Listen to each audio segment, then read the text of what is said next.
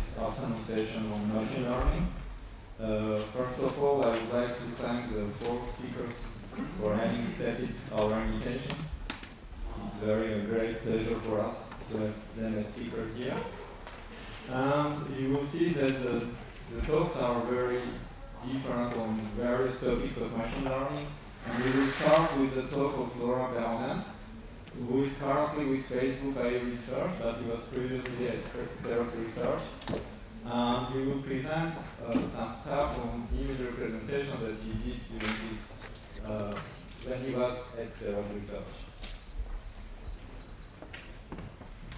So thank you very much for the introduction, and thank you very much for the invitation. So as I explained, I'm the director of the newly created Facebook AI Research Lab in Paris. But since we started our research activities just a few months ago, unfortunately I don't have much to present yet, and maybe next time. So what I will do is present work which I conducted while I was manager of the computer vision group at Xerox Research in London. So if you're not familiar with computer vision, I wanted to give you first an idea of the type of problem the computer vision community used to focus on. So here, the 20 image categories I'm presenting, these planes, boats, bicycles, etc. They're actually the 20 categories of what used to be one of the most popular data sets in computer vision to evaluate the problem of object recognition. This data set is called Pascal VOC. And it contained a couple of thousand of images and 20 classes, and the goal was to detect and localize objects in images. Maybe one thing that will strike you is the fact that most of these categories actually are usually quite dissimilar. For instance, there's not much in common between like a boat and a cat, between a screen and a cow. And obviously you will see that there's a few categories which are visually fairly similar, such as the bicycle and motorbike, or cats and dogs, or cows and sheep, or horses. And indeed, until a few years ago, this was considered quite a challenging data set. But now, by and large, distinguishing a cat from a dog is not considered to be such a challenge anymore. So, a few years ago, a new data set was proposed, which is called ImageNet. It consisted of a much larger number of categories. And of course, when we increase the number of categories, there are all sorts of new challenges that come. The most obvious one is, of course, the computational challenge. We have more images, more data to process. That's not so much what I'm interested in today. But the challenge I'm interested in is the fact that when you start having more categories, then the space of categories becomes much denser, meaning that you start having more and more similar categories.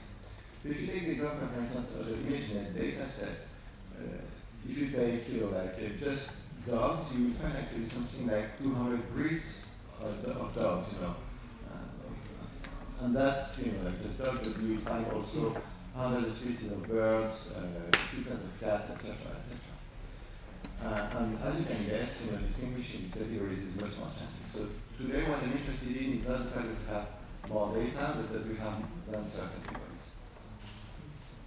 So this way of distinguishing breeds of dogs is just one particular example of a more general problem, which is referred to as fine-grained visual recognition or categorization, which is a problem that involves recognizing a large number of visually similar and semantically related categories.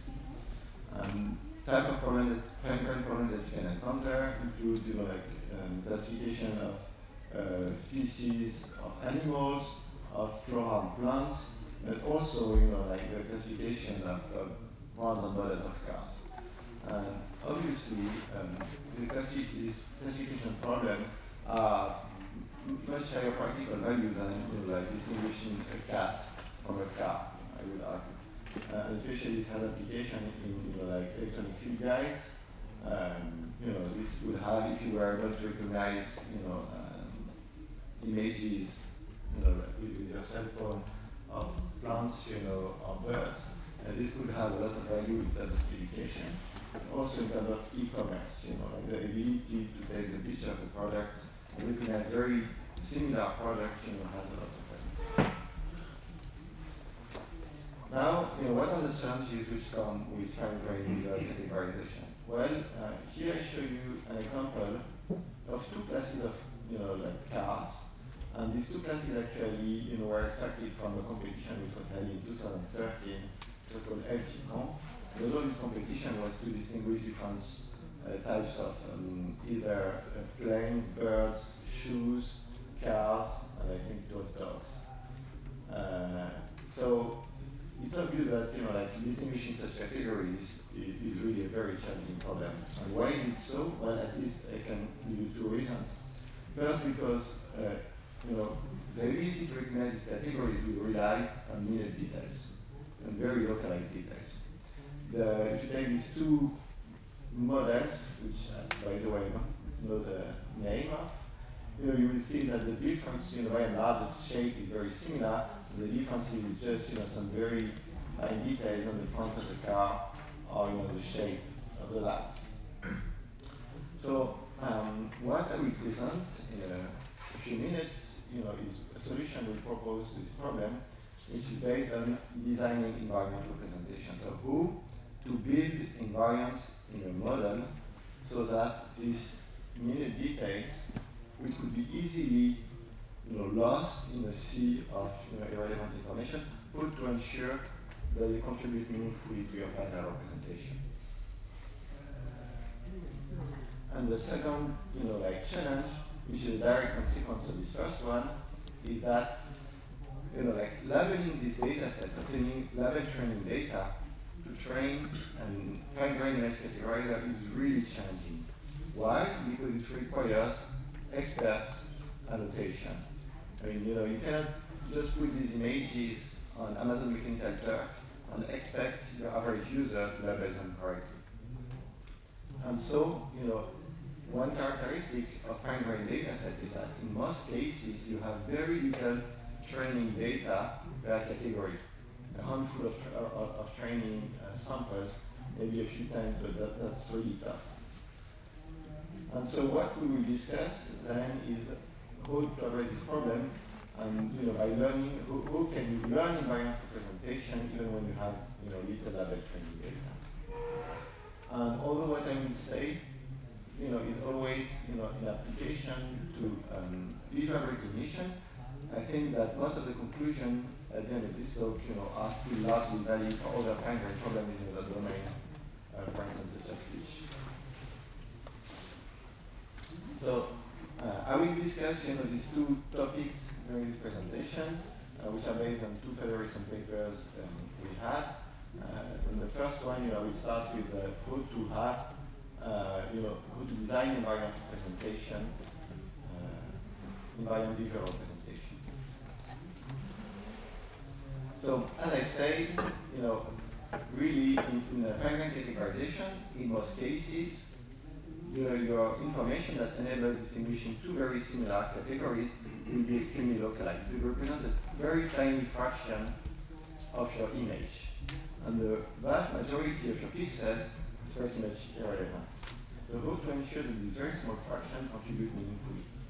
Well, the solutions which have been proposed in the literature are mostly supervised solutions, in the sense that they rely on the detection of the object and its parts, so that you can really focus on what's important in your image. The issue is that then for each fine-grained problem, you need to label your data set not only with the object, but also with the bounding boxes. And also maybe with the bounding boxes of their different parts, which again requires expert knowledge, which again is very expensive. So what we try to do is to approach the problem in a completely unsupervised way. We don't want to use any more labeled information than labeled at the image level. We don't need to have, we don't want to require bounding box annotations. So maybe just a quick quote. How many of you are familiar with computer vision or visual representation, just to have a feel of the audience? Okay, not so many people. So I'll try to explain a bit.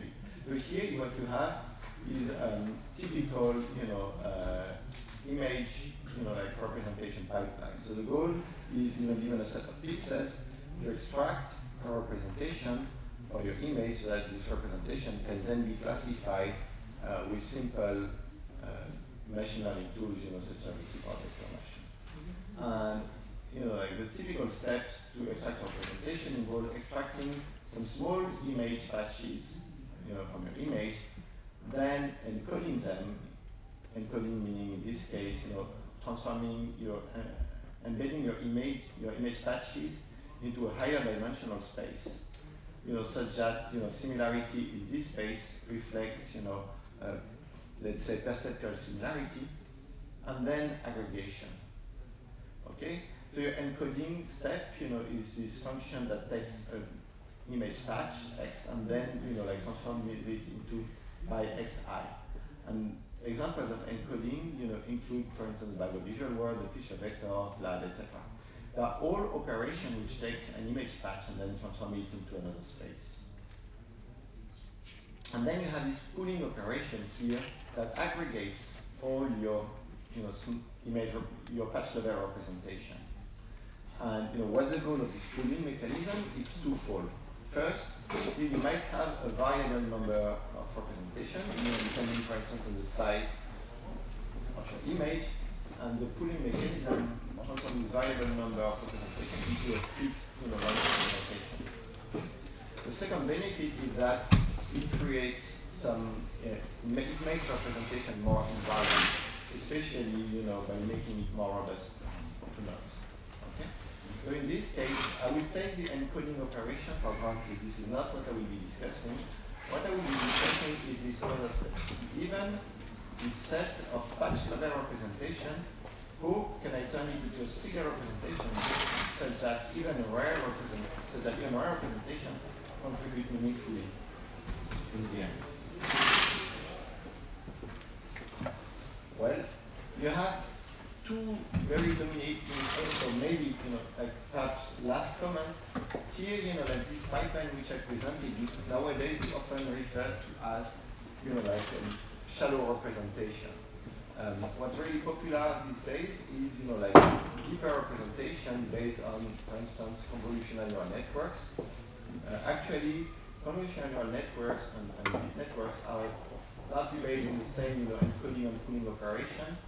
The main differences being that, typically you have several layers of encoding and pooling which are alternated, and the fact that the parameters of the encoding function are trained, in an end-to-end manner.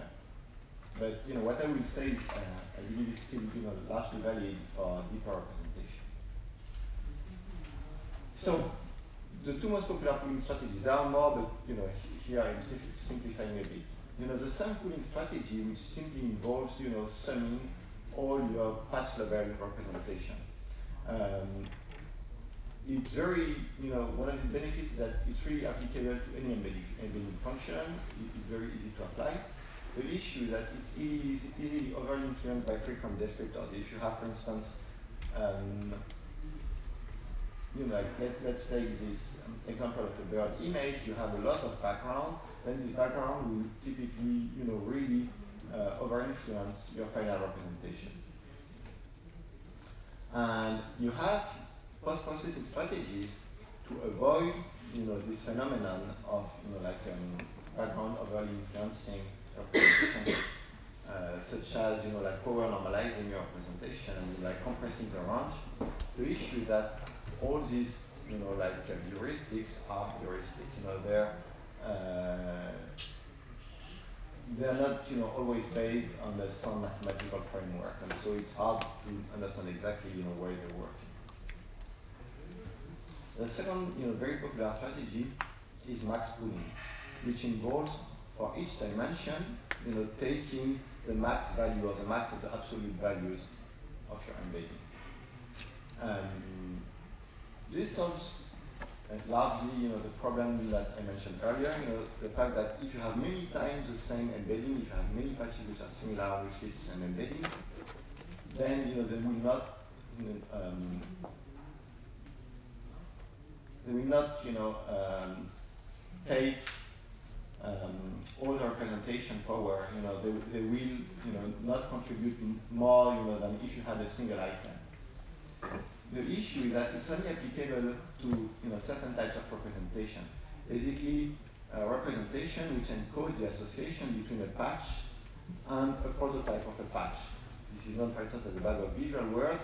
It's also applicable to its extensions, such as like soft assignment bag of visual words, such as sparse coding. But it's, for instance, it's difficult to apply, or it's as it stands, impossible to apply to representations which are based, for instance, on higher order statistics. If you just apply this formula, it simply does not work. So our contribution in this work was basically how to generalize max pooling beyond these counting representations. So here is what we propose. So here I'm just introducing a set of notations. If I have capital N descriptors, like these little, like patches, x1 to xn, and if I denote by phi I the embedding of xi, which is a vector, and by capital Phi the matrix of embeddings, then, now I'm denoting by phi star the pool representation, which we are trying to compute. This is not, like given, this is what we're trying to compute. What we want to enforce is that phi I transpose phi star is a constant for all i's. And what does this mean is that we want to equalize the contribution when we match one patch in an image to the aggregated representation.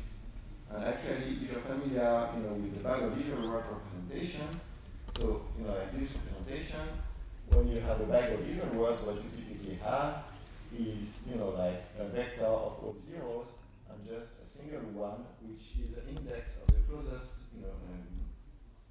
entry in the visual code book. You have exactly this property that if you take one of the patch representation and measure its dot product similarity with aggregated representation, then you have a constant similarity, typically 1. So here I'm showing an example of the difference between sum pooling and max pooling in a very simple two-dimensional case. So what I have is I assume I have just like two types of patches in my image. I have like these very frequent patches, which is represented by the thick green arrow. And then I have this, just one instance of, this, red patch. And I have another image where I have the same, like green, many green patches, and then just one instance of this blue arrow. And if you do some pooling, because you have a lot of these green patches, what you will obtain is that, these two dashed, arrows, which correspond to the representation, aggregated representation of the two images, which are extremely similar, meaning that, like this information, which is very different in the two images, is not really taken into account, okay, because the n representations are very similar. While in the case of, the generalized max pooling, which I'm showing here, the n representation are visually extremely dissimilar, which means that these green patches don't overly influence, the final representation.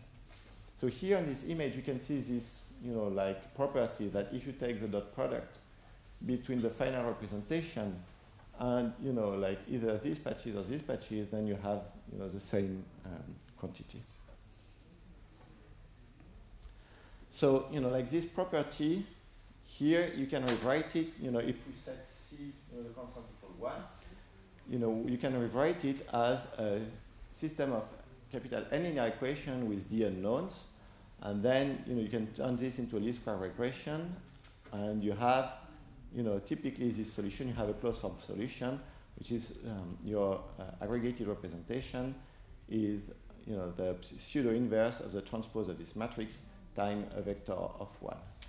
And what you can show is that in the case of, representations where you can apply max pooling, actually this generalized max pooling is exactly equivalent to max pooling, which doesn't come as a surprise because we made sure that it would be the case.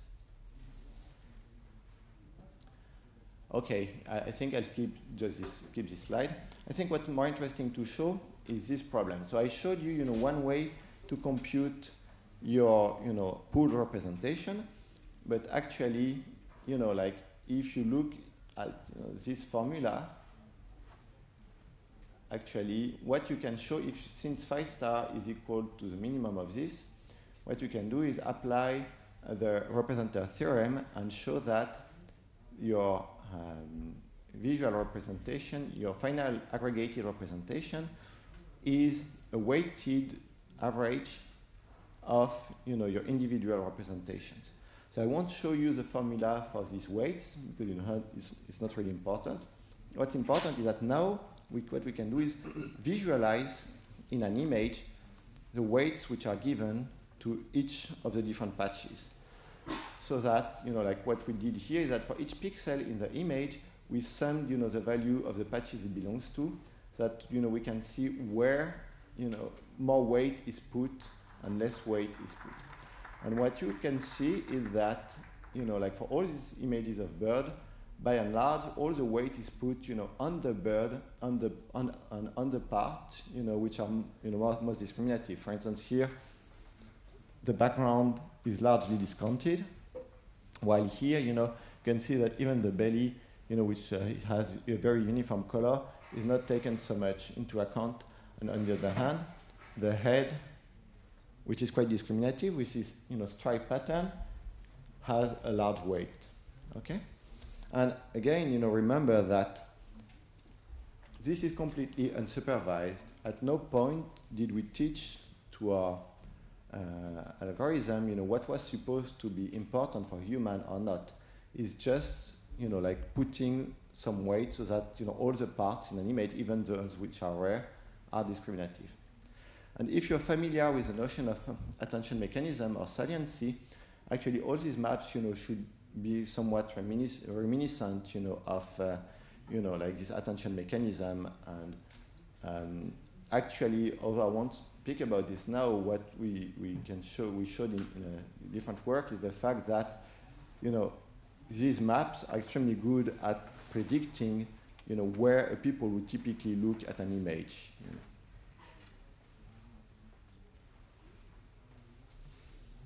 So what we did was we conducted, of course, a set of experiments to validate, our findings, and we used 5 data sets. The Pascal data set, which I showed at the beginning, which contain these images which are visually fairly similar. 2 data sets of bird images, 1 of pets, cats and dogs, and 1 of flowers. And I won't go too much into these details, but basically what I will show is that, I think I go directly to the results on these 5 data sets. So what we have here is 2 different types of embeddings of the patches. One takes into account, let's say, like a gradient information in the image, but not the color, while the other, really focuses on the color. So you have the 5 data sets. What you have here is the baseline, which just involves like summing your patch representations. Here you have the proposed generalized max pooling. And here, like to embed this, patch representation, what we used is an embedding technique which is not very popular, which is called efficient match kernels. Why did we use this efficient match kernel? Simply for a reason is that there is no heuristic for this kernel, like to deal with the problem of, having many patches over-influencing the final representation. So what you can see here is that you have really a very large improvement on the Pascal. You have a significant improvement on Pascal 2007. So let's just focus on the last line, let's forget about this. So when you apply the proposed generalized max pooling over the sum pooling, you have this very significant improvement.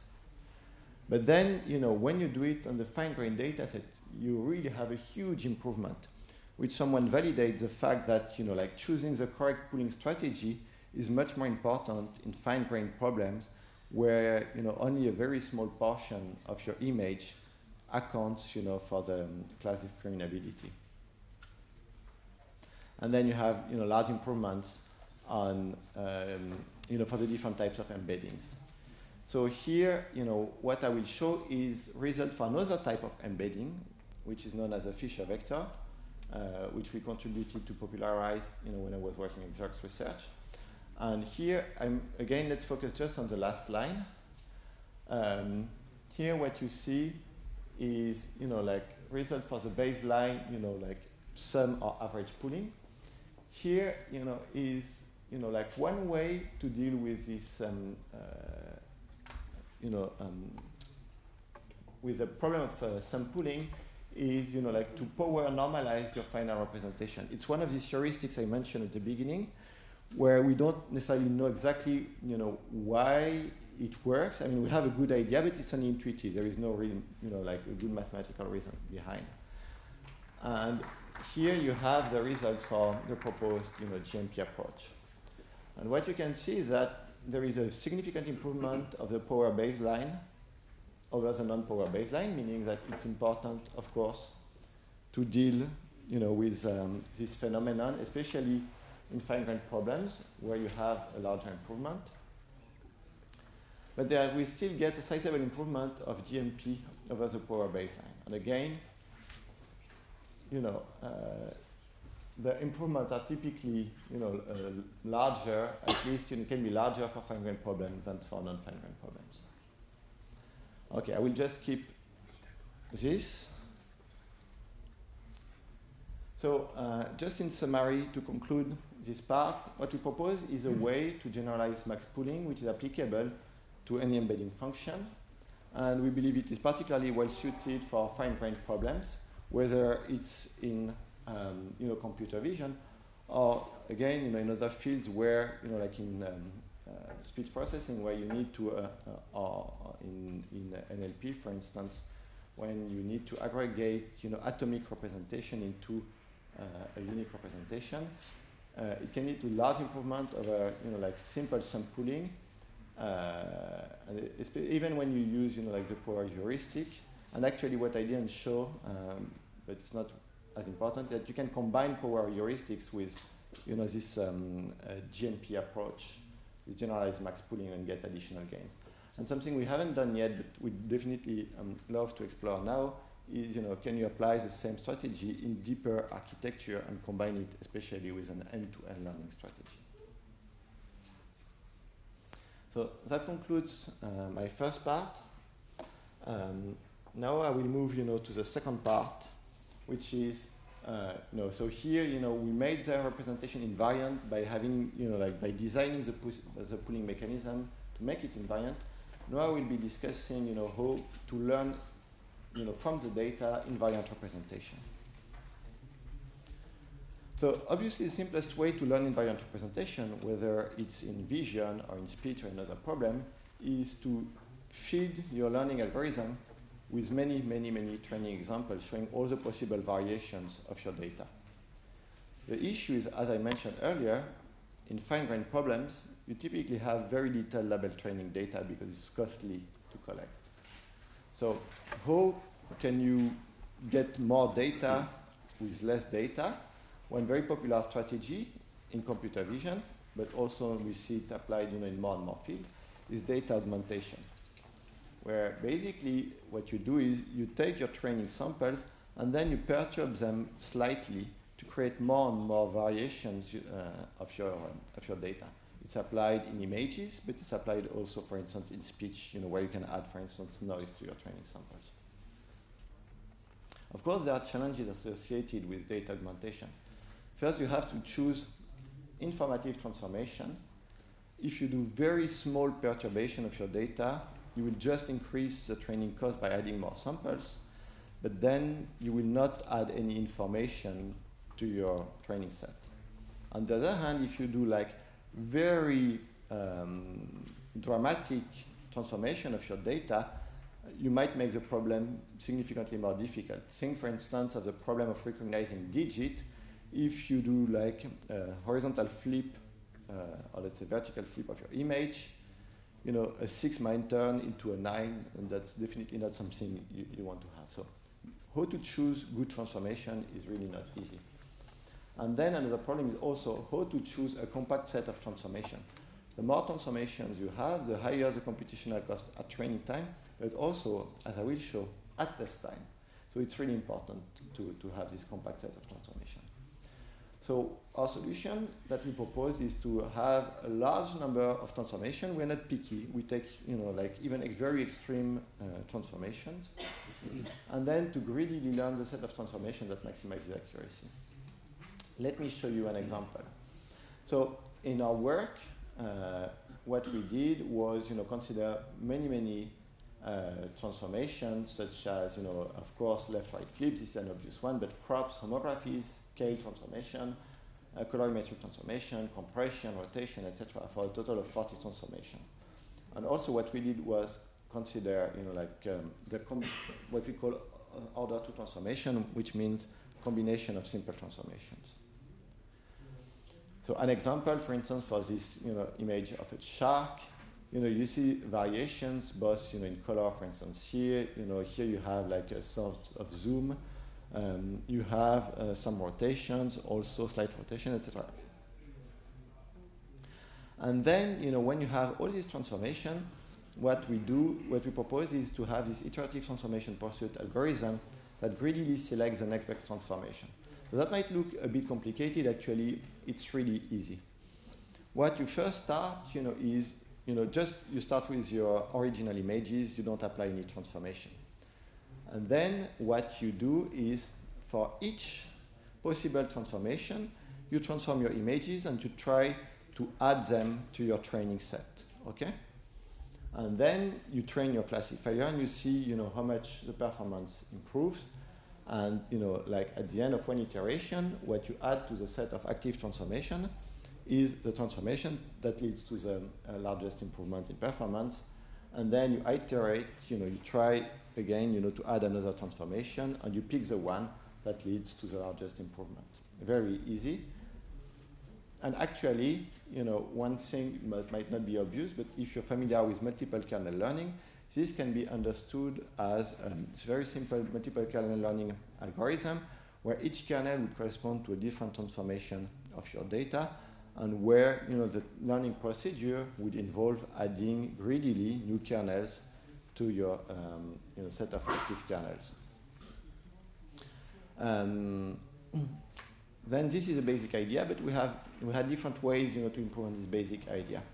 What I discussed at the beginning is you know, training set augmentation, how to increase, you know, your training set so that you can learn invariances. But you can do also test set augmentation. This is not new. We did not propose it, but I think, you know, we were among the first, you know, to show actually how much, you know, test set augmentation is important. So what you can do is generate multiple versions of the test image, score each of the transform version, and then aggregate the scores. What we can add, as I mentioned, is second order transformation. So after we have selected a small set of transformation, we consider combination of the best transformations, such as, you know, a flip plus a crop. And also, you know, the greedy training procedures that I described, you know, might sound extremely costly because you have to train a new classifier for each possible transformation that you consider at each iteration. But then you have ways, you know, to speed up the training process by using, you know, an online learning procedures known as stochastic gradient descent. Basically, what you do is you start from the previous solution that you had, and then, you know, this is where you start from, and then you can reach convergence much faster than if you were starting, let's say, from random initializations.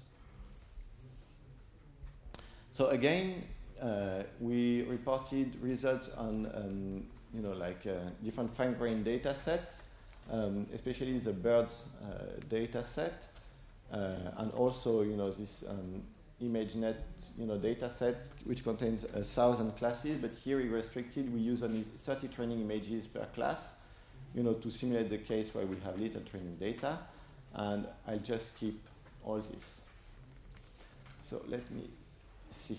I'll go directly to this table, So here, what we can see is the results. We'll focus just on this birds data set. Let's forget about this for the moment. And what you can see, and let's focus, on this column where, we have, where we have the best results. So what you have is on the left, when you have trained one, meaning you use only one training image, one example of an image at training time. You don't apply any transformation. Same thing here, if you have number of tests 1, it means you don't do a data augmentation at test time. If you have capital T here, it means, you increase, you do data augmentation at training time, meaning you increase your training set size. Here you increase your test set size. And here you do data augmentation at training and test. So what you can see is that if you do test set augmentation, basically you obtain, a very small improvement. You don't really have much of an improvement. If you do training set augmentation alone, again, you have like a larger improvement, but it's really nothing spectacular. While when you combine training and test set augmentation, it really makes a large difference. Okay. And then, using order 2 transformation, like bring some additional improvements. Actually, come back to the previous slide, which I should have swapped. I think it's more interesting in this way. So what we show here is, again, let's focus just on this, dashed line in gray, the green, and the red. What you have is this dashed gray line is the results when you just do, take your original image plus horizontally flipped version, which is a very standard way to augment your training data. Here you have in green, random transformation. You add randomly some transformation to your training set. And here in red is a proposed ITP algorithm where you learn, the transformation that you should add. On the y-axis, you have accuracy, higher is better. On the x-axis, you have the number of transformations that you add. If you add 0 transformation, it means you're only using, your original images. Then 1, 2, 3, 4, 5. And what you can see is that the green line, so when you add random transformation, you barely improve. You improve extremely slowly. It's very hard to beat, this very simple baseline of using original images plus flipped versions. While, with ITP, you get a very large improvement, very quickly, and actually, the performance plateaus quite rapidly, showing that actually you don't need to add tens and tens of transformation to get good results. Just a small number, does a job. So let me, yes, I think I will add just these results before concluding. I think, one of the interesting things is that this, ITP algorithm can be used even when you have representation which are already supposed to be invariant. So if you're familiar with deep learning as applied in, in computer vision, when you learn your deep representations, typically what you do is you already, add transform version of your images to your training set, to basically avoid overfitting, to the data. And so by adding this transformation, you're supposed to have already, like an invariant representation. And so you can use the output of your deep networks as an invariant representation and then use it, on another problem. For instance, you can train on this ImageNet data set, which I mentioned at the very beginning of these talks, which contain, 1,000 or several thousand of categories, and then use, the output of the penultimate layer as a representation of a new image, and for instance, use it as a feature extractor on a data set, such as, like the bird data set. And in this case, although the representation which you have is supposed to be quite invariant, actually what we showed is that you can still improve performance quite a bit by using, our ITP procedure on this supposedly invariant representation. So why do we get still a very nice improvement? For several reasons. One of them is basically that here what we learn is invariance, which is specific to bird images and not generic images. So just to conclude, take-home message, data augmentation helps a lot in shallow and deep architecture. Training and test augmentation makes a large difference. What we propose, LTP algorithm learns an optimal compact set of transformations, and it helps both on on features which are supposed to be invariant. This was a joint work with the LEAR team at INRIA with Cordelia Schmidt's group, and so our code is available on their webpage. And also we have end-to-end code to train all this if you're interested. And this concludes my presentation. If you have any question.